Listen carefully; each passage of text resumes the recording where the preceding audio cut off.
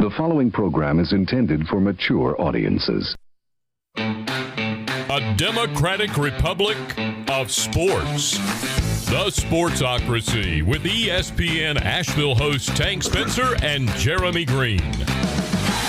Welcome into the Sportsocracy. I'm Tank Spencer, Jeremy Greene alongside, rolling on with our NFL mock draft videos team by team right here in the Sportsocracy. Hit that subscribe button. We're oh so close to 1,000. Each and every one counts, and we appreciate each and every one of them. 7-round mock draft video for the Chicago Bears. They got Andy Dalton as their quarterback, which is obviously the biggest deficit of this entire situation here. Moved on from Mitch Trubisky. They don't have a solution, and they're not going to trade up, we don't think. I don't think there's a reason to trade up. There's not a quarterback you're going to be able to get in this draft that's going to save Matt Nagy's job. So if you wanted to do that, you'd have made a run at Jimmy Garoppolo or Sam Darnold. I still, for the life of me, cannot figure out why the Bears were not more involved in Sam Darnold. Right. To me, that's just dumb, but... Well, you gave $10 million to Andy Dalton. He's our guy for this year. Bruh. That just made me regurgitate a little bit. First pick in the draft belonging to the Chicago Bears is at number 20 overall. And we got him taken. Tevin Jenkins, the offensive tackle out of Oklahoma State. Big old boy, 6'6", 315 pounds.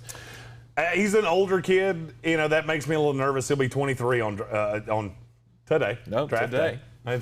My notes said on draft day. That's today.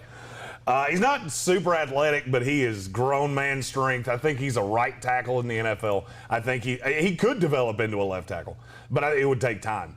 He's a day one starter at right tackle. This is a no doubt need. I'm not super high on the bookends for the Bears. And you have to give Andy Dalton the best chance to succeed. I think you're going to see a theme with Bears draft picks of they're going to take guys that are the most likely to contribute right now. Mm-hmm. No, you have to. When you're sitting on because if you start 1-4, you're going to be 1 and fired. Yeah, exactly. When you're starting out on the hot seat that Matt Nagy and Ryan Pace are both on right now, it's not going to be too kind for them to start out poorly this season. So, yeah, drafting immediate impact players obviously is the thing. You're really not a believer in Jermaine Ifedi, really? That's What do you think? Second round, number 52 overall. Is Jermaine Ifedi even on this team anymore? Yeah. Oh, yeah, he's a guard. He's a guard. Yeah. He's on the team. Yeah. Rondale I was like, Moore. why? I'm missing it. Why am I missing? Oh, there it is. Rondale Moore, wide receiver out of Purdue at number 52 overall. I like Rondale Moore, and I'm actually, I don't know, it kind of surprises me that he's not a first-round pick. It's because he's so damn short. I mean, he's incredibly short, but he plays bigger than that. Mm-hmm. If you told me that he ended up having a career like Steve Smith Sr., I wouldn't be shocked. He is super physical for a guy that's as small as he is. Super fast. I mean, if he was bigger, he would be a no-doubt first-round pick. If he was even 5'11", he would be a first-round pick. He's not. I think he's a pre-snap motion guy. You can actually run him out of the backfield. Little bit of an injury concern with him. I will say one thing that needs to make people nervous about him, of his 117 catches in 2018, 47 were screens. 47 of his 117 catches in one calendar year. I understand it was 2 years ago, but he only played 4 and 3 games. I'm talking about the last full year he played. 47 of them were screens. That's a lot. That's a lot. Well, I mean, Chicago has liked to use that screen game. Well, and they're going to trade Anthony Miller. Who? I don't know. Right. I don't know who looks at Anthony Miller and goes, yeah, let's do that. I want to do that. I was so wrong on him. Wasted so many fantasy football draft picks on him. In the third round, we can get a quarterback here, though, at 83 overall. Kyle Trask still on the board for the Bears. Yeah, the thing about quarterbacks in this draft is I actually think there are quarterbacks that teams like. There's just not that many teams that need a quarterback. And Kyle Trask is a guy that I actually think could come in and start. Not immediately, but if Andy Dalton starts off brutally, I could see him starting games by the end of the year. Or if he breaks again. Which is also possible. Ben DiNucci had to start some games last year for the Dallas Cowboys, so Kyle Trask is, I think, a high enough level quarterback, competent, I guess, wise, to be able to come in and start right away if he's needed in injury situations. And yes, Bears fans, you can actually start commenting Kyle Trash right now because they love doing that. I don't know what it is about Bears fans that they hear Kyle Trash. Why would we draft trash with capital T?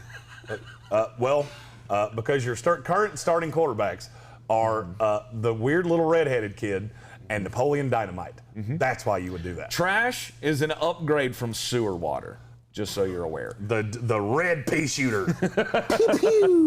In the 5th round at 164 overall, Israel Muakumo, cornerback out of South Carolina, played on the other side from J.C. Horn. Yeah, here's the thing about him. The body is great. The problem is that he got absolutely friggin' picked on it at South Carolina because J.C. Horn was on the other side. Right. 555 corners in college football last year. Where do you think Israel Mukumu graded overall? 555. 502. 515. Oh, I was close. Yeah, he got picked on a lot, but he's got an NFL body. And a lot of teams really like him. A lot of teams think they can get him in the program. He wasn't coached well by Will Muschamp. He was kind of put on an island because they had J.C. Horn on one side, and they thought he could be an island on the other side. Well, he couldn't. But it's very hard to find 6'4" corners in the NFL. Yeah. And would you like to know how hard in this draft class? He's the only one that can be drafted. He's one of one. So I can already hear, oh, that's too high for him. His tape wasn't good. I understand that. I completely understand that. Now, I feel like that's because of the situation he was put into, the team that he played on, and the fact that, well, you had to throw it somewhere. No, the question in my mind was, would they not go after a corner earlier in the draft than this? They would like to, but in this mock draft, they're not really a corner here. Okay. Greg Newsom's gone. I mean, the highest corner they could take here would be Darren Robinson. You're not taking him at 20. You know, and then you get to the second round, and it's, you know, you've already had the run.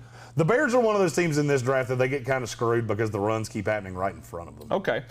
In the 6th round, there are 4 picks for the Bears in the 6th round. So going to be able to add some young developmental pieces down here in the 6th. Tommy Kramer, guard out of Notre Dame. Can't go wrong with a Notre Dame offensive lineman. No, there's going to be there's a high probability there's going to be 5 of them drafted. Yeah, they're all in here. I like Tommy Kramer. I think he's the problem with him is I don't think there's a lot of growth.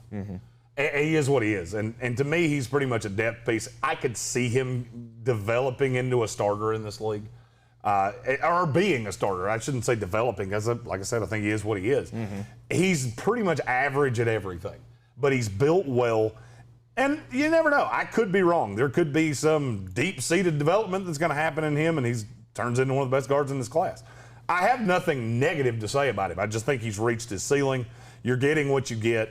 But he is one of the most NFL-ready guards in this class. What about Tyler Vaughn, the wide receiver out of USC? Got him going 4 picks later at 208. Yeah, the problem with him is I think there's a lot of room to grow, and he's regressed over the course of the last 2 years.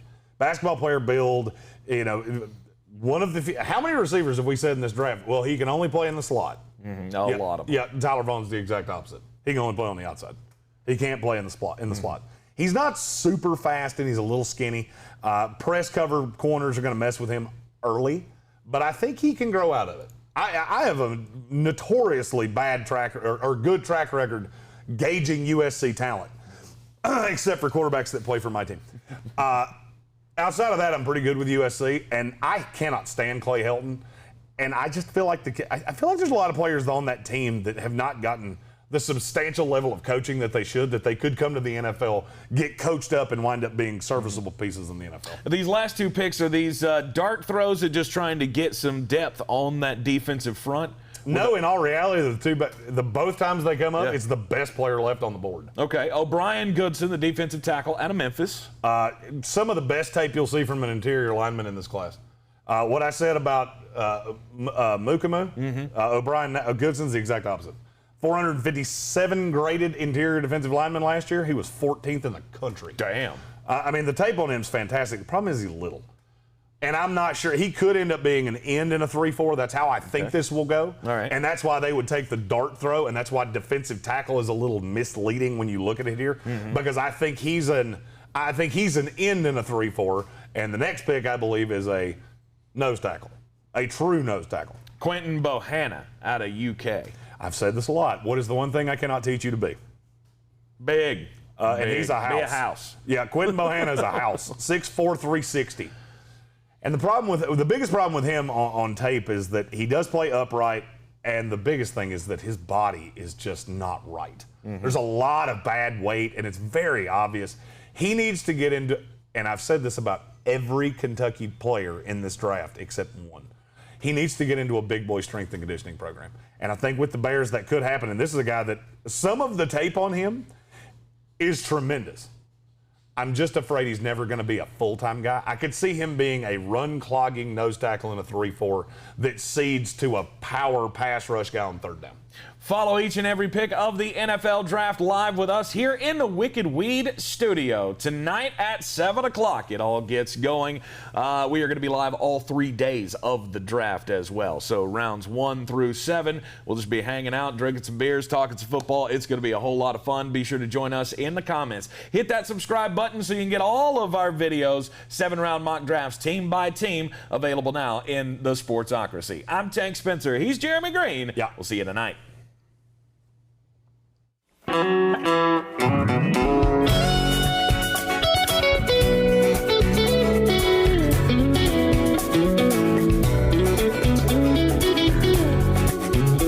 Weekday.